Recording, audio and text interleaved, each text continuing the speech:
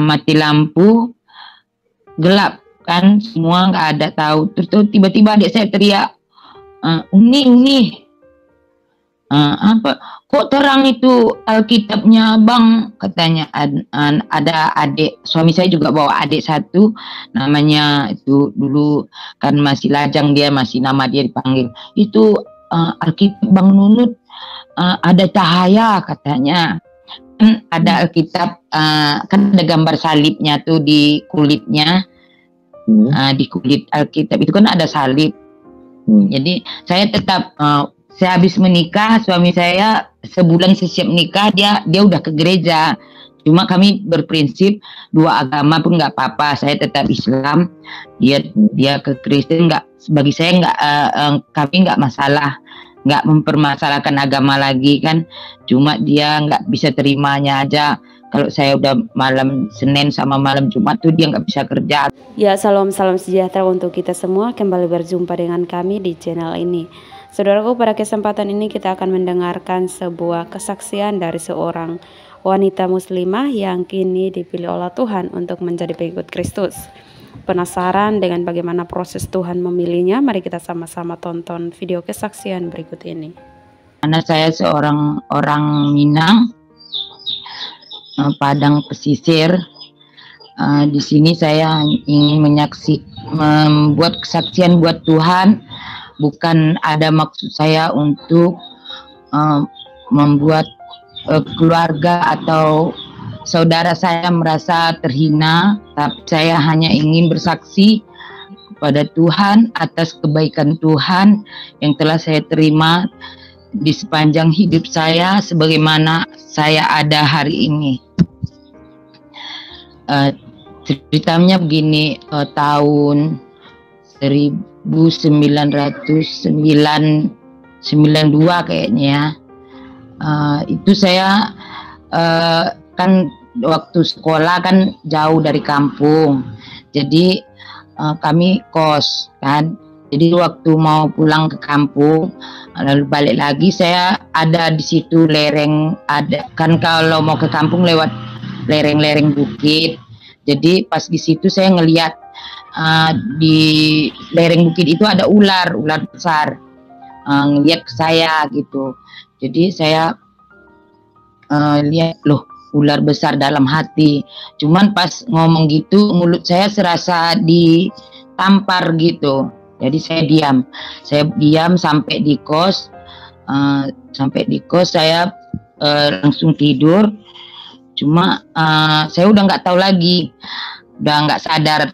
Terus kata teman-teman saya, guling-guling sambil cekek leher,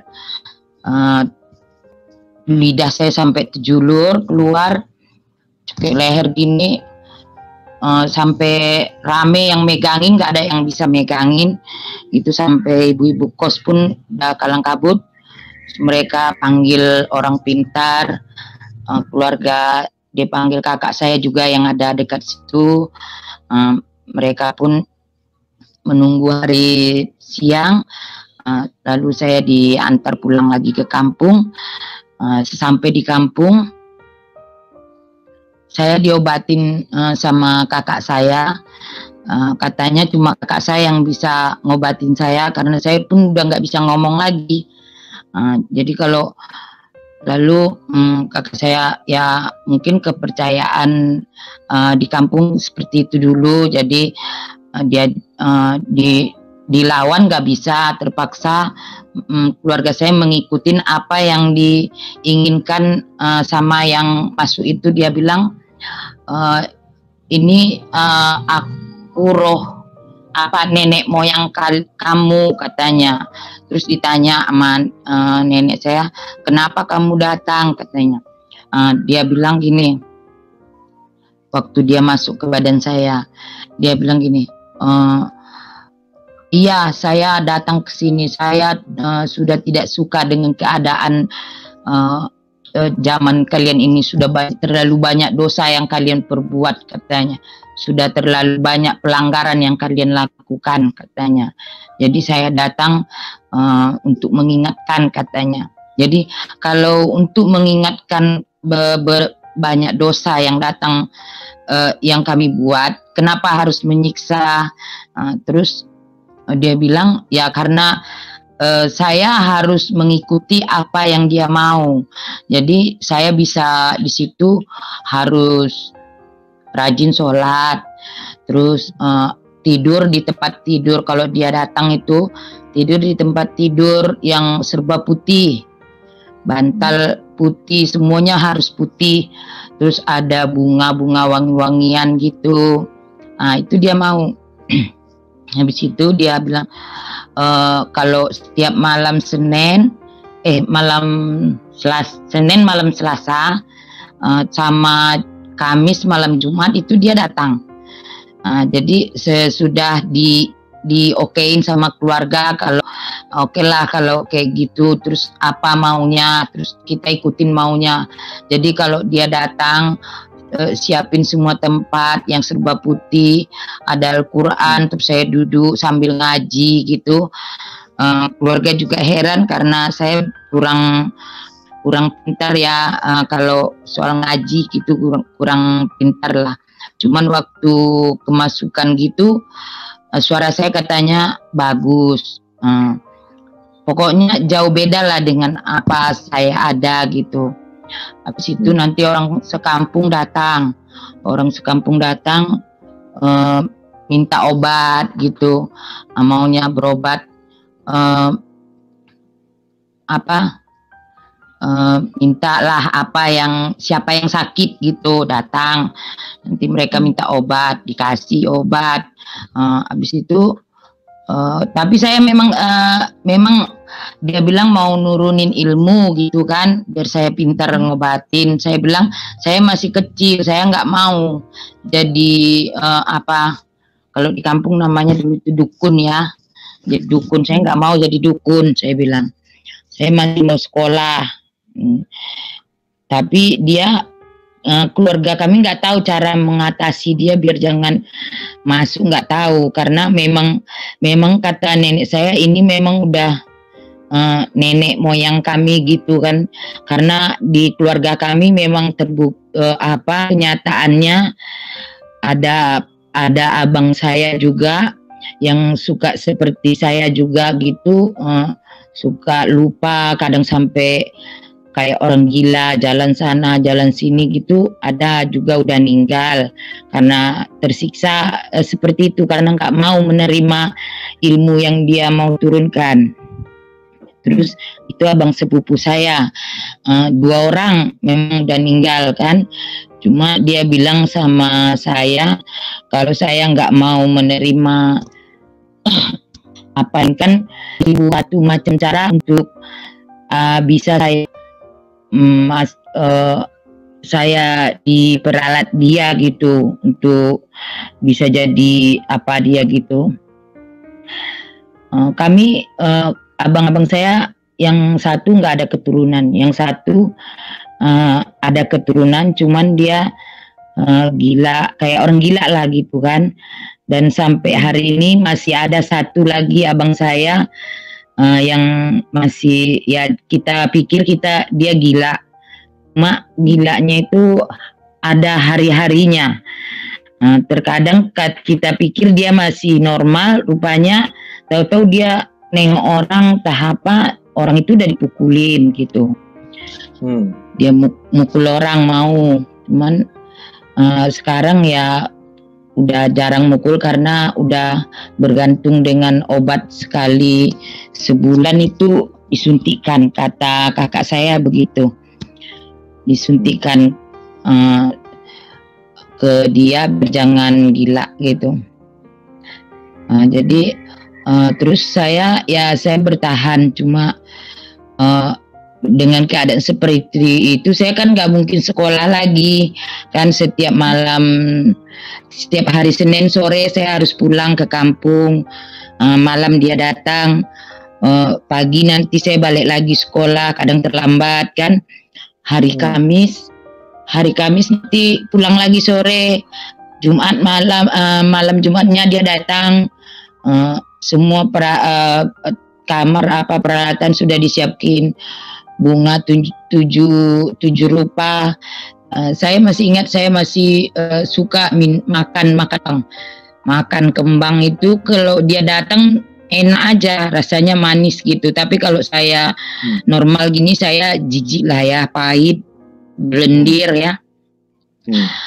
Terus dia ini jeruk purut, ya kan, pakai jeruk purut, kemenyan, bakar kemenyan setiap malam Selasa sama malam Jumat itu pasti, ya kan. Jadi paman saya bilang, kalau dilawan, kalau sampai dukun di kampung itu pun yang paling hebat pun tak bisa melawan. Saya ya namanya anak kecil, badan masih kecil ya, SMA gitu, nggak mungkin nggak bisa dipegang orang, ya kan. Paman saya sampai bilang, masa anak kecil segini nggak bisa dipegang. Begitu dia pegang, lempar ke dinding dia. Dukun-dukun yang lain itu pun sampai koyak baju mereka, melawan nggak bisa. Jadi kalau dia datang udah ngamuk, dia marah, itu nggak bisa dilawan sama siapapun, harus diikutin omongan dia, harus diikutin. Jadi kami keluarga terpaksa ngikutin apa yang dia mau biar saya tetap bisa normal gitu kan.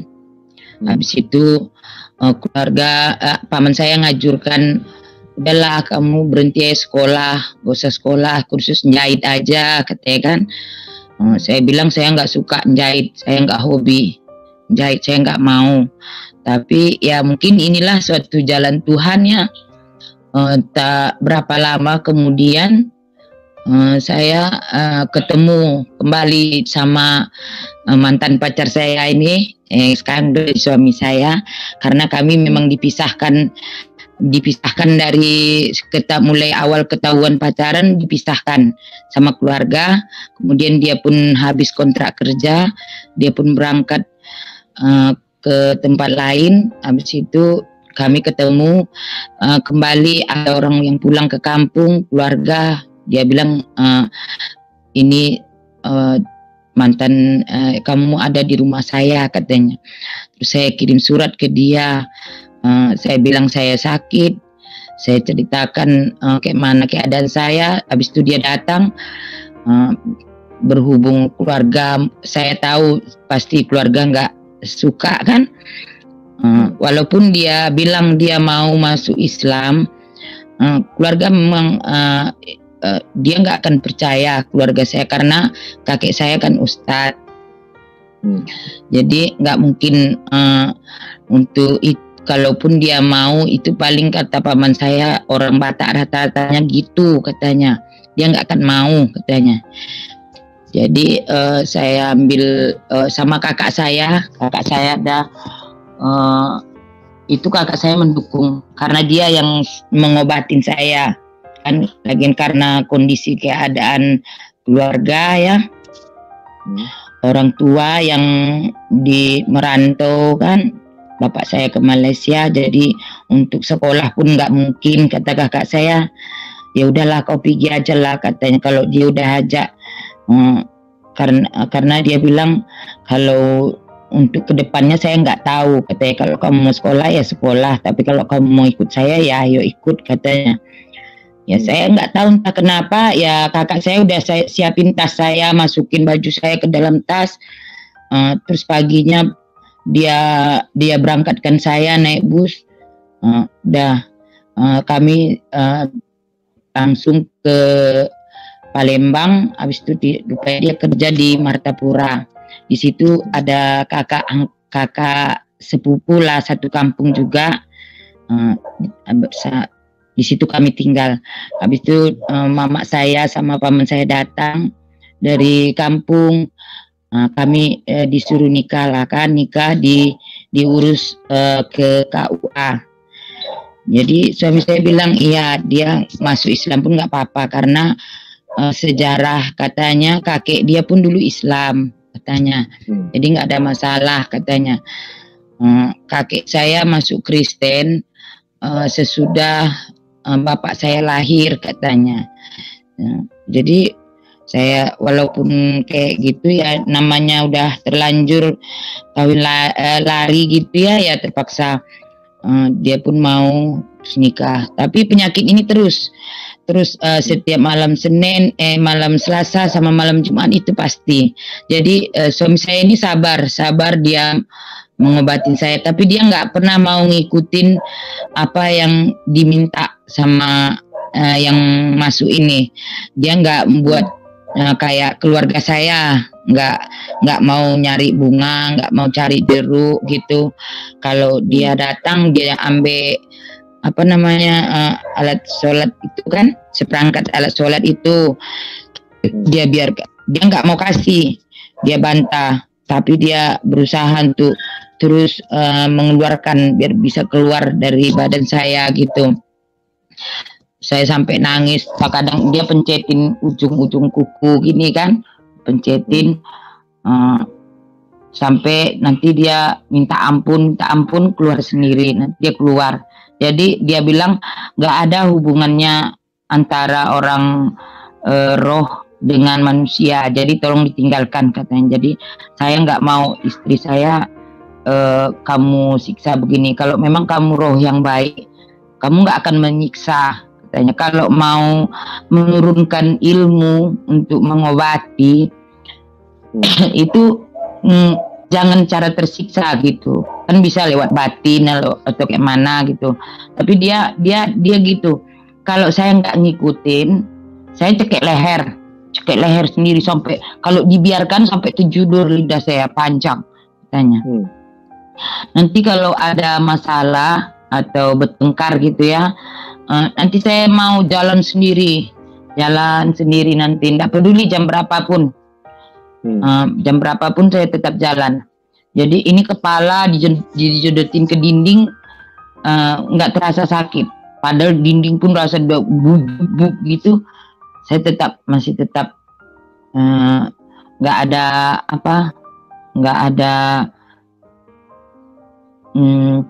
ada rasa sakit di badan gitu. Ketika dia datang gitu, kalau udah marah dia cekek leher, saya jedotin kepala ke dinding, nggak terasa. Nanti saya jalan, anehnya saya heran sendiri. Saya sadar, saya tahu apa yang saya buat, cuman saya nggak bisa mengontrol diri saya seperti apa gitu kan. Jam 2 malam saya jalan gitu, sampai anjing pun ketakutan nengok saya. Kan heran loh, aku bilang aku jalan seharusnya aku yang takut sama anjing gitu kan, kok ini anjing yang takut sama saya, lari terbirit-birit gitu. Nanti suami saya cari kan, saya larinya kemana, tahu-tahu dia udah jumpa di tong sampah. Terus dia tengok saya udah tidur di sampah-sampah gitu, lalu dia angkat saya bawa pulang. Pokoknya begitu terus, dia sabar. Walaupun saya seperti apapun tingkah saya dibawa oleh setan yang masuk ini, dia tetap sabar membuat saya biar jadi manusia gitu ya. Habis itu sesudah 2 tahun, hampir 2 tahun berlalu pernikahan saya pergi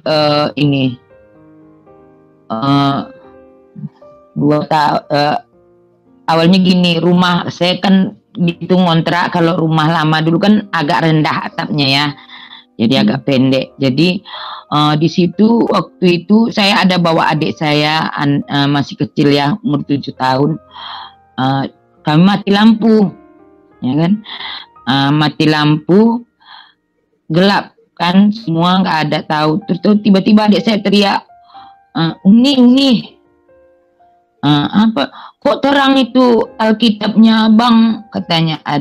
Ada adik suami saya juga bawa adik satu, namanya itu dulu kan masih lajang, dia masih nama dia dipanggil itu, Alkitab Bang Nunut, ada cahaya katanya. Ada Alkitab, kan ada gambar salibnya tuh di kulitnya. Di kulit Alkitab itu kan ada salib. Jadi saya tetap, saya habis menikah, suami saya sebulan sesiap nikah dia udah ke gereja. Cuma kami berprinsip dua agama pun nggak apa-apa. Saya tetap Islam, dia ke Kristen, nggak, bagi saya nggak, kami nggak masalah, nggak mempermasalahkan agama lagi kan. Cuma dia nggak bisa terimanya aja kalau saya udah malam Senin sama malam Jumat tuh dia nggak bisa kerja, harus nungguin saya gitu. Sudah itu 2 tahun, adik saya ini, saya bilang, loh iya ya, ini Alkitab kok terang kali, aku bilang kan, seperti cahaya lampu. Jadi saya bilang sama adik saya ini, cepet-cepet cari mancis sama lilin, saya bilang, biar kita ini, aku bilang, ini nanti redup, cahayanya hilang, aku bilang kan. Adik saya lari cari lilin, saya lampu kan, habis itu saya pegang Alkitabnya. Lah aku bilang, kok bisa terang ini apanya, aku bilang, gambarnya ini. Waktu itu kan kita belum tahu ya kalau itu gambar salib gitu ya, soalnya saya nggak pernah mau tahu urusan orang itu kayak mana, saya nggak pernah mau tahu kan. Habis itu saya pulang kerja, dia langsung saya ceritakan, dia pun tertawa, dia tersenyum. Ya mudah-mudahan katanya itu terang kita, katanya semakin membaik katanya. Tapi penyakit ini masih tetap datang kan. Saya kan penasaran. Waktu itu saya iseng lah kan, saya pikir kenapa ini Alkitab kok bisa ada gambar di situ bisa terang, bilang bisa bercahaya, satu rumah itu terang dibuatnya. Terus saya baca gitu kan, pengen tahu aja isinya apa gitu. Banyak cuma cerita-cerita tentang biasa seperti kita pelajari gitu kan. Cuman di Al-Quran kan memang kita nggak ngerti bahasa Arab ya, paling kalau mau tahu artinya ya kita hafal.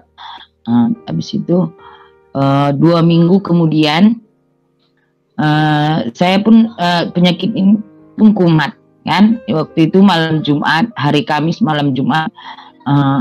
Jadi saya lihat waktu masih dipegang-pegangin sama suami saya, diobatin gitu. Saya lihat gini di atas atap, bilang gini, Bapak itu apa? Aku bilang terang, aku bilang kan. Dia bilang mana katanya, sini ambil dulu pena, aku bilang.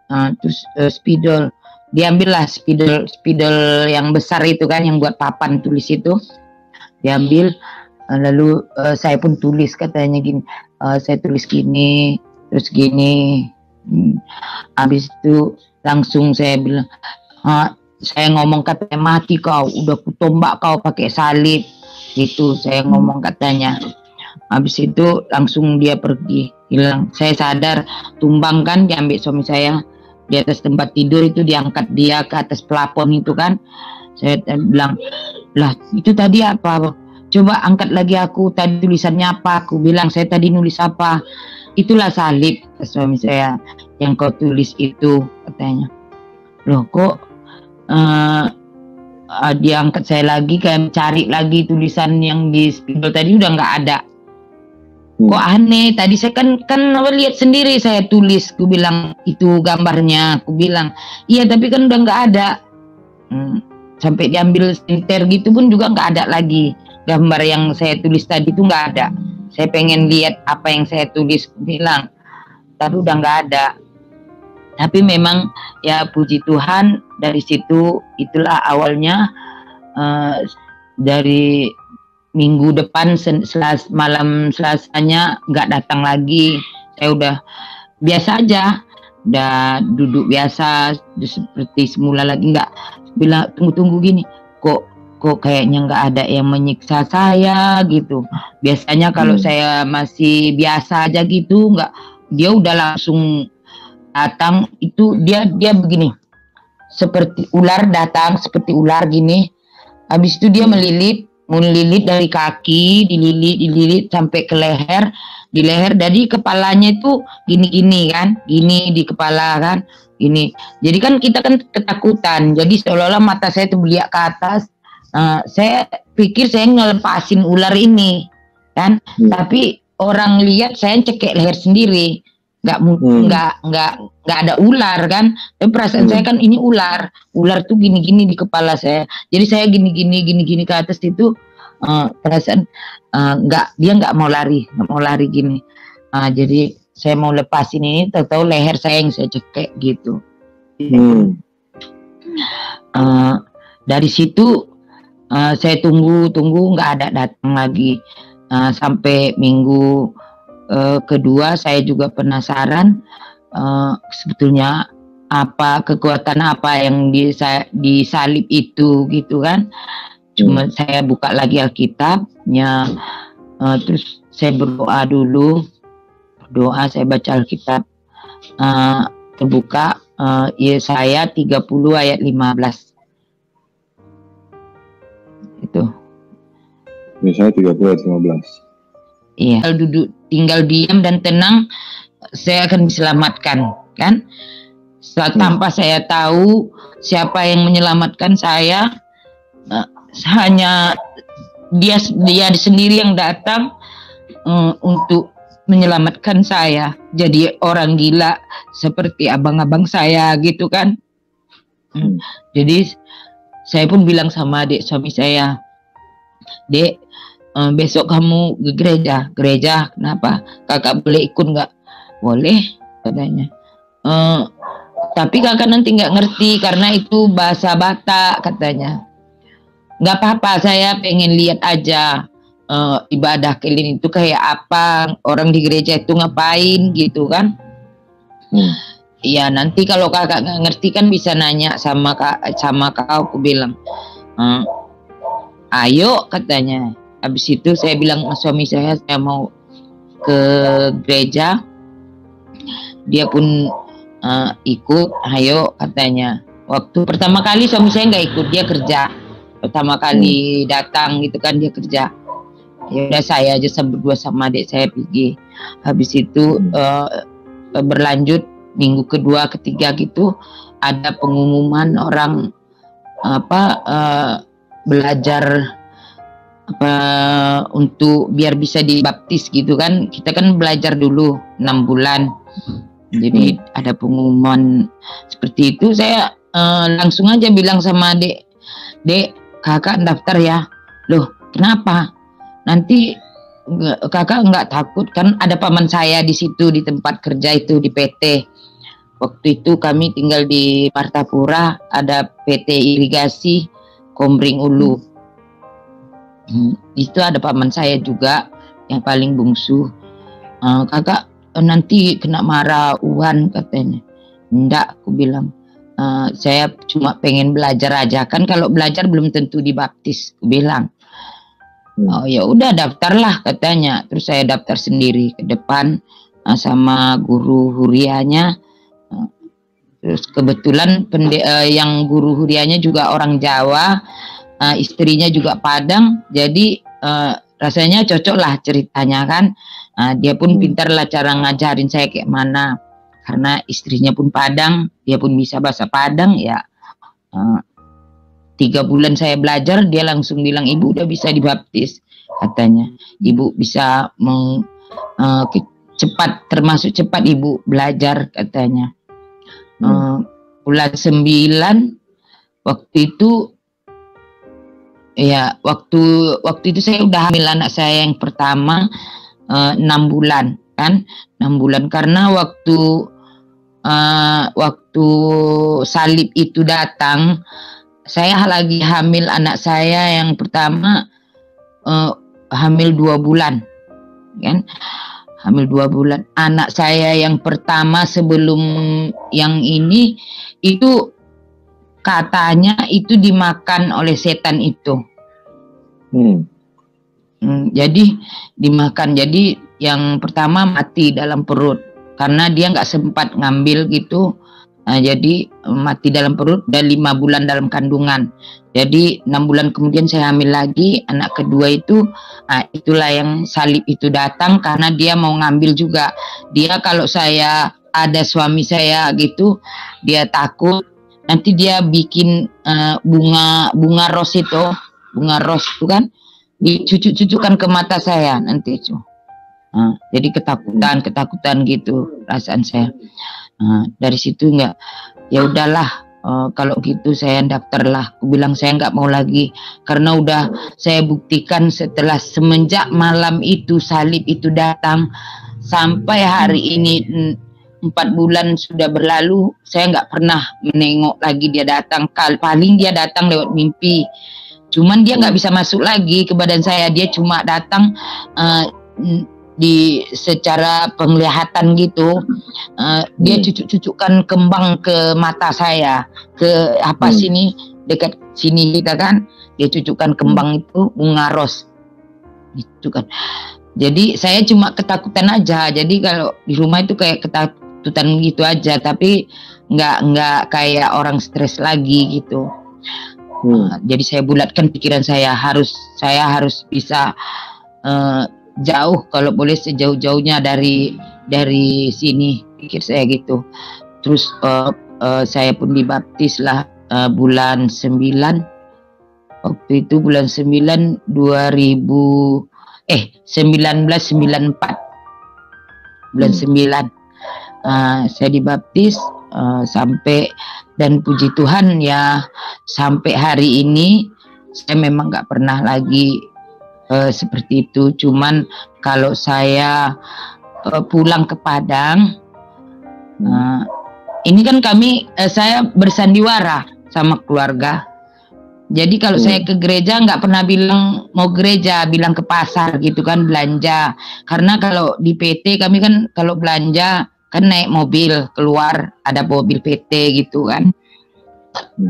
Jadi pakaian gereja itu ditaruh di tas, itu nanti gantinya di rumah kakak suami saya ada di situ kan, di dekat dari gereja. Di rumah kakak itu ada Marga Tampu Golon juga, di situ ganti baju. Jadi mereka nggak ada yang tahu kalau saya ke gereja. Saya rasa paman saya tahu, pasti dia tahu isu-isu dari orang yang kami mengantar gitu ya, yang kami naik mobil. Nggak mungkin lah belanja terus tapi arahnya kemana gitu, pasti mereka curiga. Cuman paman saya bilang ya kalau memang itu yang terbaik, karena dia pun nggak tega nengok saya setiap 2 kali seminggu tersiksa ya, dipencetin kuku tangan, kuku kaki sampai udah nggak tahu rasanya kayak apa lagi dah. Jadi dia pun nggak tega nengok saya, dia pun diam aja, dia pun nggak pernah cerita ke keluarga atau siapa, walaupun saya tahu dia pasti tahu. Habis itu kami tetap bersandiwara. Kalau pulang ke Padang saya bilang kami Islam, kalau pulang ke Medan dibilang kami ke gereja. Jadi menduakan Tuhan kan gitu. Jadi serasa nggak ada berkat dari situ. Saya pun hidup serasa maju mundur gitu. Kadang ada rezeki tapi nggak ada berkat. Jadi sehabis diberhentikan kerja suami saya dari Komring, udah kami pun pulang. Terus mama saya bilang udah ke Malaysia aja katanya, mama saya. Terus kami ke daerah Dumai ini dulu kan. Habis itu mama saya urus paspor semua. Kami berangkat 9 tahun di Malaysia, tetap seperti itu.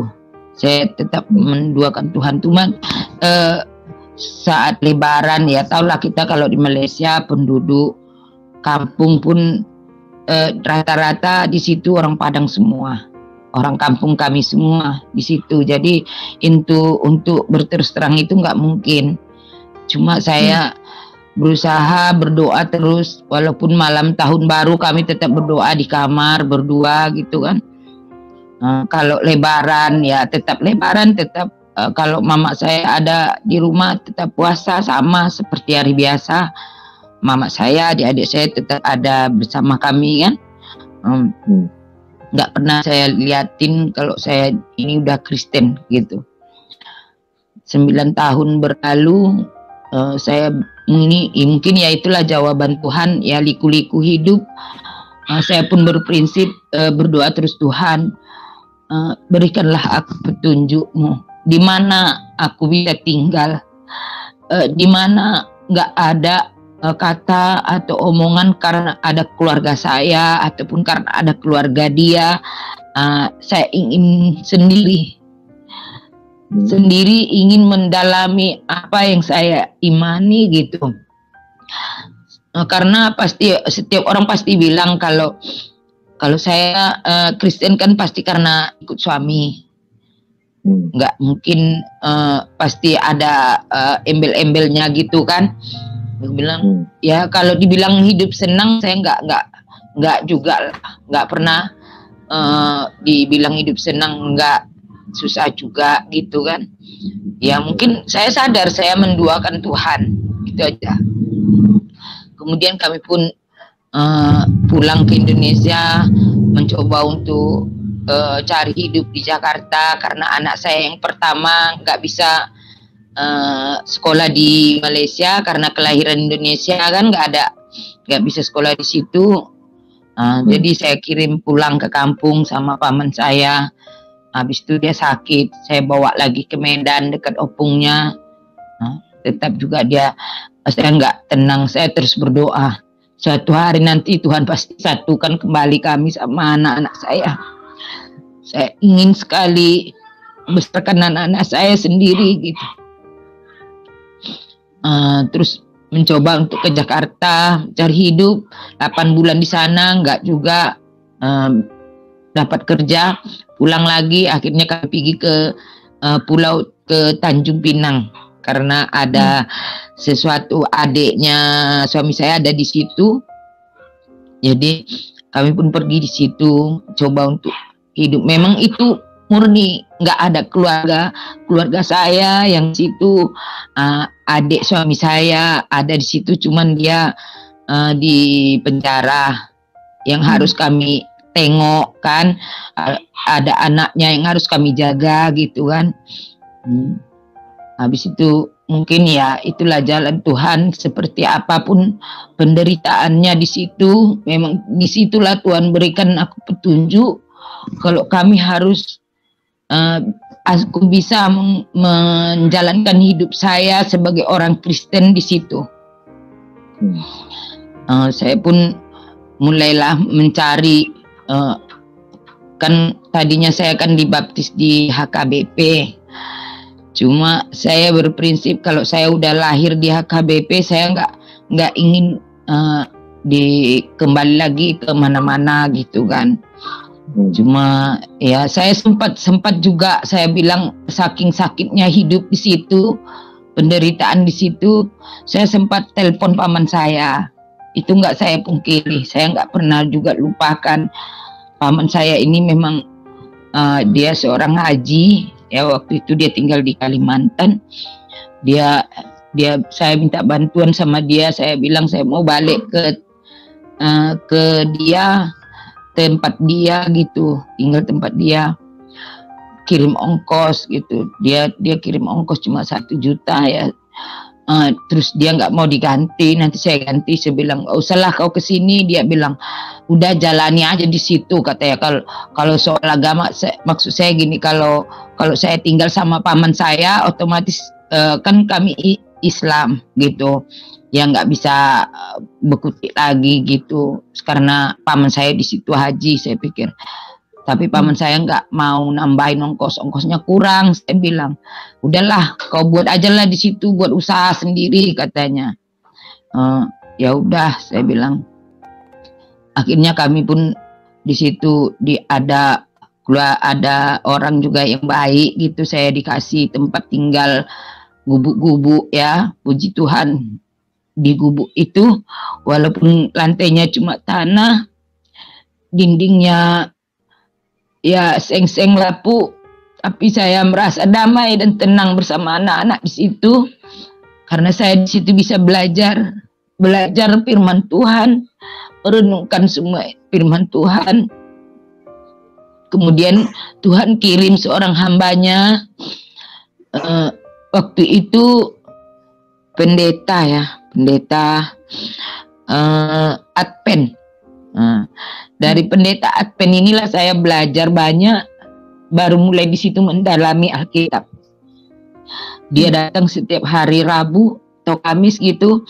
Saya bilang sama dia, Pak, saya mau belajar sama Bapak, tapi saya bukan harus menjadi Advent, karena dari dulu saya udah berprinsip, karena saya lahir di HKBP, saya tetap HKBP. Saya bilang, terus dia jawabannya sangat buat saya semangat.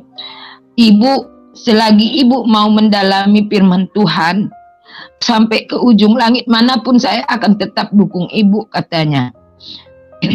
Jadi saya nggak berpikir ibu harus ikut saya atau kemana, enggak. Tapi Alkitab ini satu, Bu. Biarpun ibu kemana aja, gerejanya Alkitab tetap satu, katanya. Terus oke, saya bilang. Lalu dia pun datang setiap hari Rabu gitu, datang ngajarin saya. Habis itu ya puji Tuhan, sampai hari ini saya masih tetap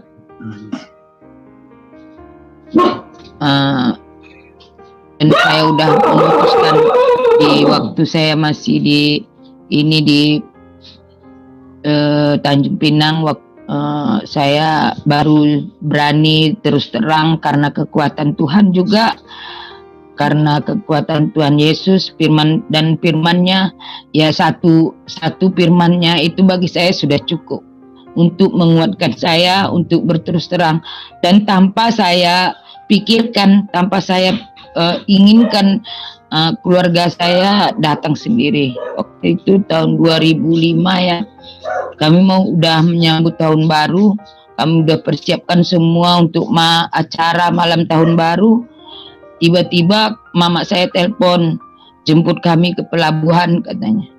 Kami bingung, lah terus kayak mana ini, kita udah buat persiapan untuk Natal, untuk tahun baru semua. Aku bilang, ya udahlah, apalagi jalanilah. Terus ada gambar salib tuh yang saya buat sendiri, gambar Yesus disalibkan gitu, saya jahit sendiri pakai benang tuh.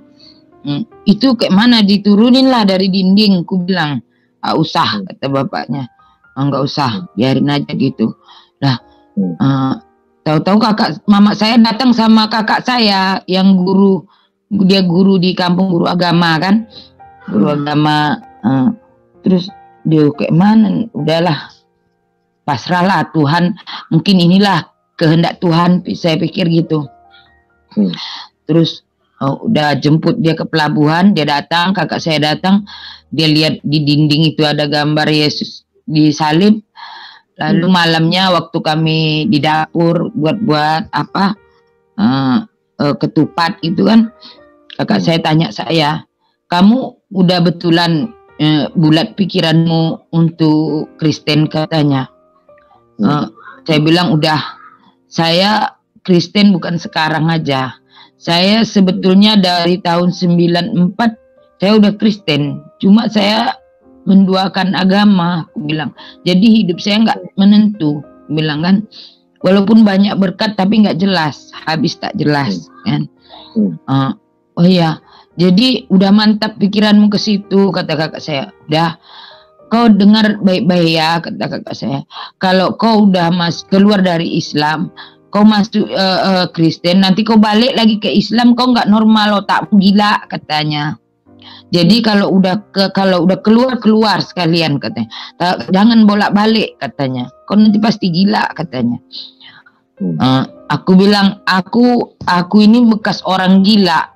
Aku bilang, keluar dari situ karena aku sembuh dari kegilaanku. Aku bilang, nggak mungkin aku masuk kecebur ke lumpur yang sama. Bilang, kan bukan asal aku masuk ke Kristen enggak, bilang. Tapi setelah saya keluar dari lumpur itu enggak mungkin saya masuk ke lumpur itu lagi, aku bilang.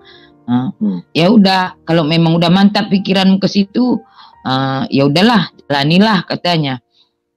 Sehat-sehatlah kalian semua katanya. Habis itu besoknya, habis tanggal 1 itu kakak saya langsung pulang, langsung pergi dia ke Singapura dulu. Dari Singapura dia langsung pulang ke Padang. Dia orang itu berkumpul, rembukan semua dengan keluarga. Dia kumpul paman-paman saya semua. Jadi paman saya ngamuk, yang haji yang tadi ngirim saya uang itu di situ untuk modal di situ itu, semua gambar-gambar di dinding saya dibakar, lemari saya dibongkar, semua dibakar. Itu dibakar, isinya ijazah sama Alkitab, surat baptisan saya, semuanya dibakar.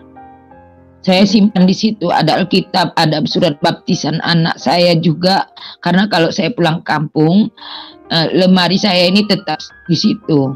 Jadi ada pakaian tetap ada di situ, itu dibakar semua. Katanya jangan ada lagi foto orang kafir di rumah, katanya. Jadi terus mama saya telepon, mama saya disuruh ngomong. Dia bilang gini, kamu udah betulan mau masuk Kristen? Ya, aku bilang.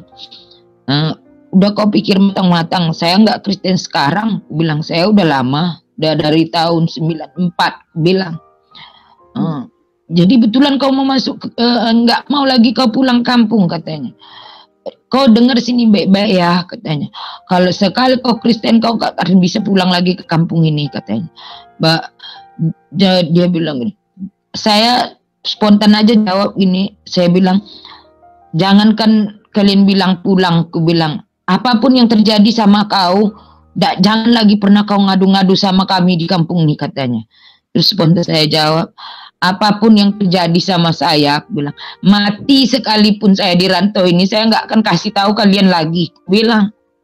Karena saya percaya satu keluarga yang saya tinggalkan 100 kali lipat Tuhan gantikan. Semuanya karena Tuhan, karena saya hidup di Tanjung Pinang, dikenal orang, banyak kenal orang, itu murni dari Tuhan. Bukan karena kami kuat atau hebat, enggak. Jadi dia bilang, oke, kata paman saya, kalau kayak gitu, udah, jangan lagi kau pernah kasih kabar apa-apa di kampung ini. Iya, bilang.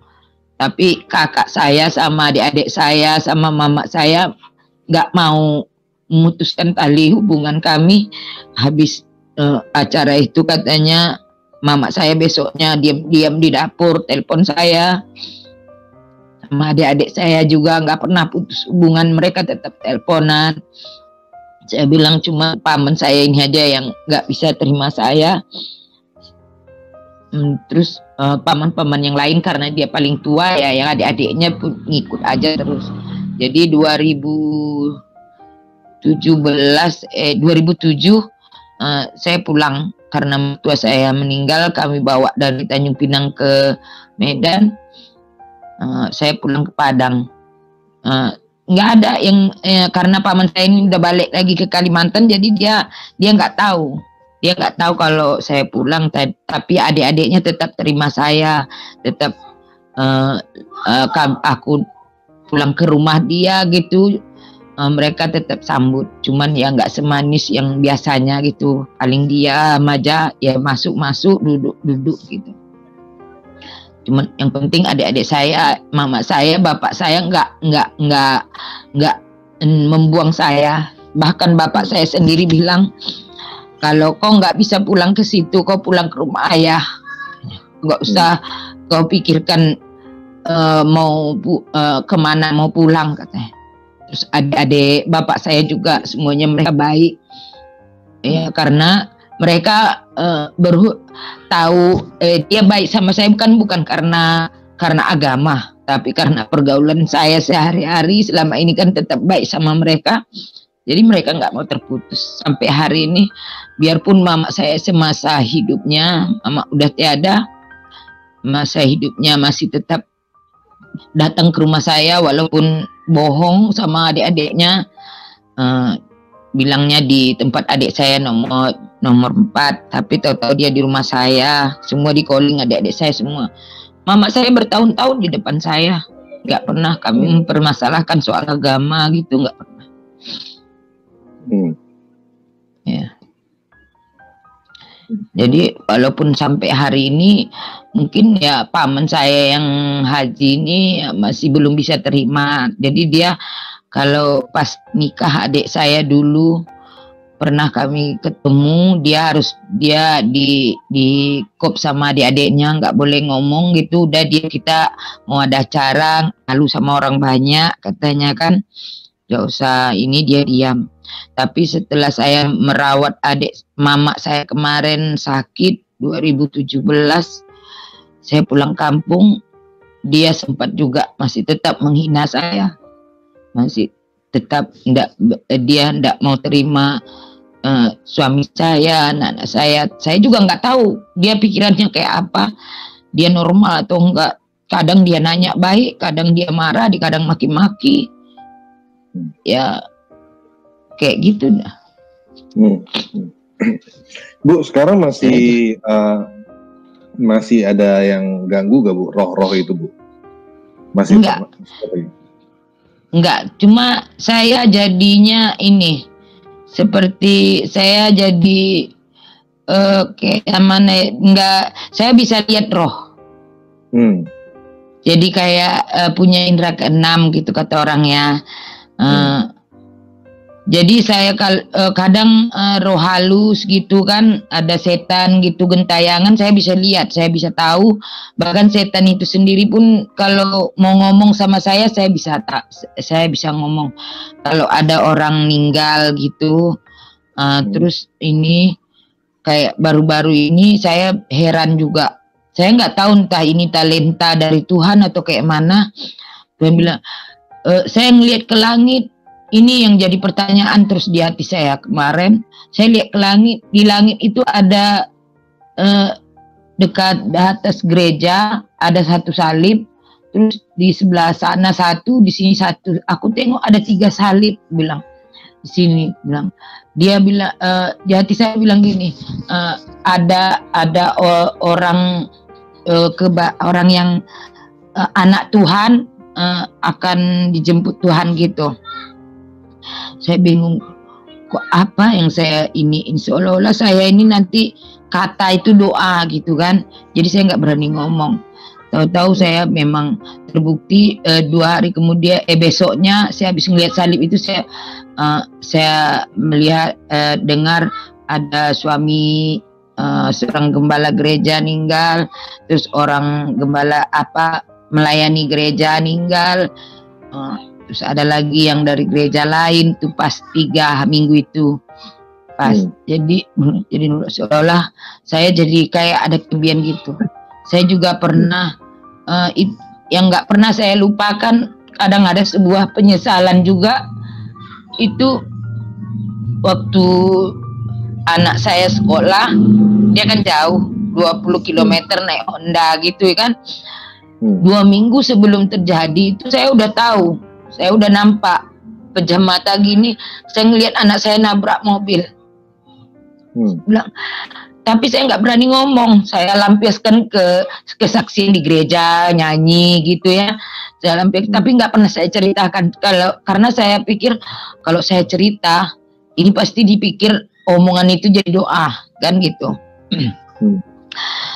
Ya, tapi saya berdoa terus sama Tuhan. Tuhan jauhkan anak-anak saya dari segala mara bahaya. Jauhkan. Jadi sebelum saya nggak tahu pada minggu keduanya tiba-tiba saya ketiduran kan. Biasa saya di gereja kalau saya mengasih makan anak-anak sekolah minggu gitu kan.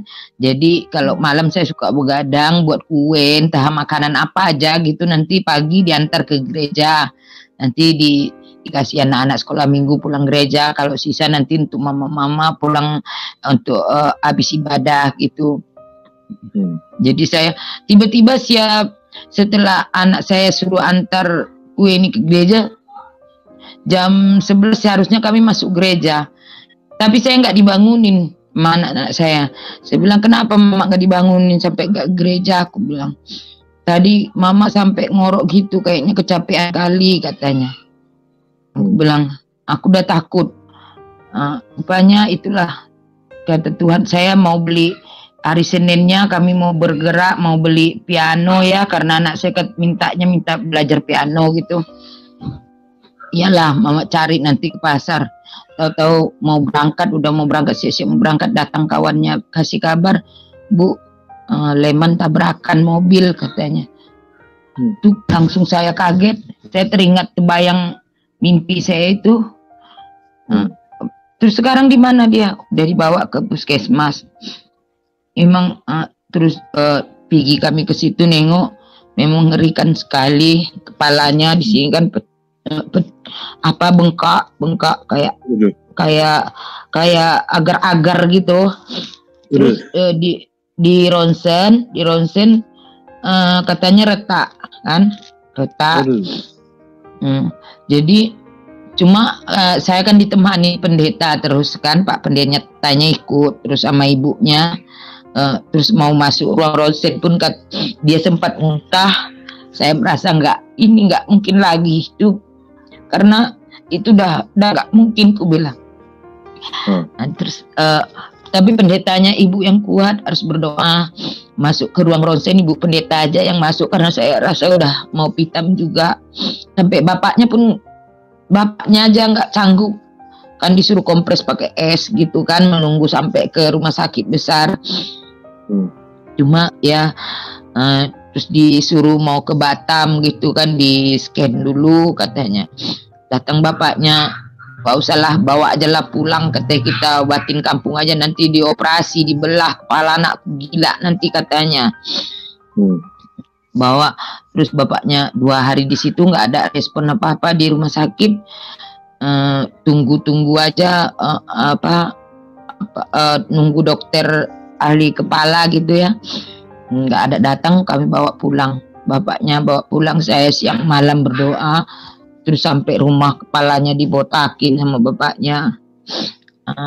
Habis itu ada bapaknya kan tukang obat juga kan, dia kerjanya ngobatin orang. Dia buat ramuan, terus kunyit kan ditempel di kepala, tiap hari di terapi kepala anaknya. Ya puji Tuhan, 1 minggu itu anak saya koma 2 hari 2 malam, dia koma, dia nggak sadar. Tapi sesudah sampai di rumah 1 minggu dia udah bisa ini.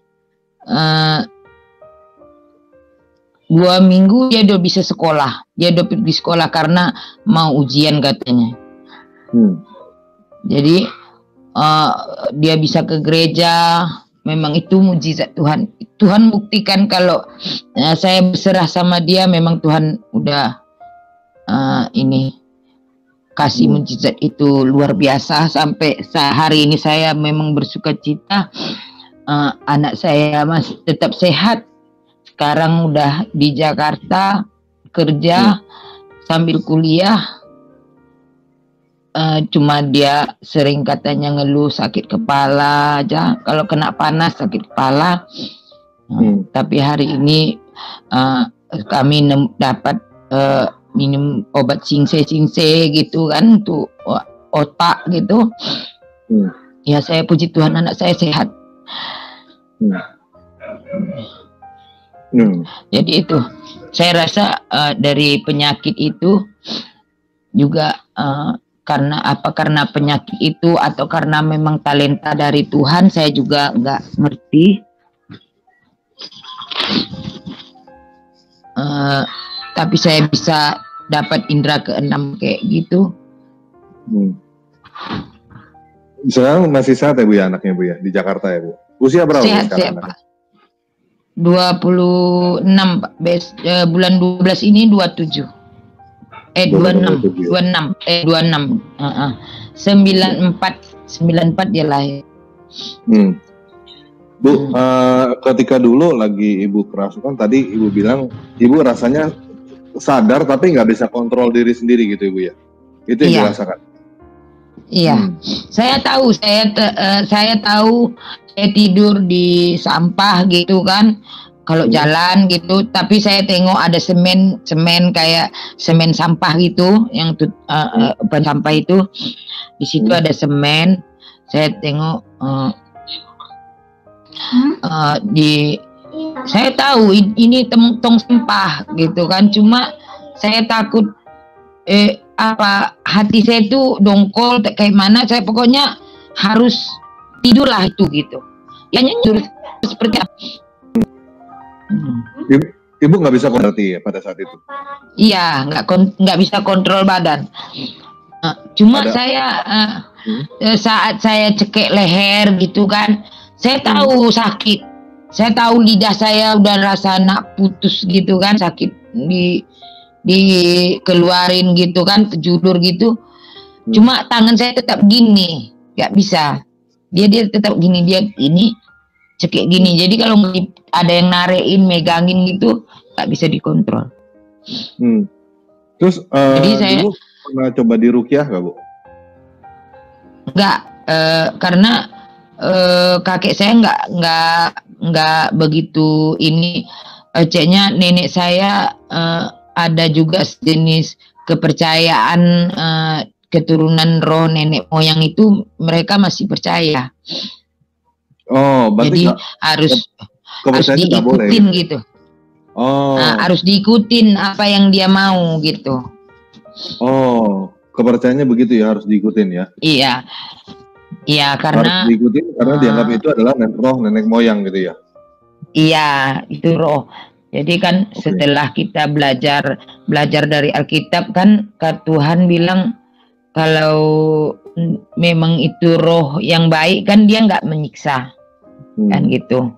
Kalau dia setan kan nggak mungkin kalau dia memang roh nenek moyang kita kan nggak mungkin dia nyiksa, dia pasti turun dengan normal. Memang kata nenek saya, itu nenek moyang dulu itu ada ularnya, ada tongkatnya, itu bisa jadi ular. Jadi ada kakek saya juga katanya harimau aja katanya bisa tunduk sama dia gitu. Karena ular ini harimau itu dulu katanya pernah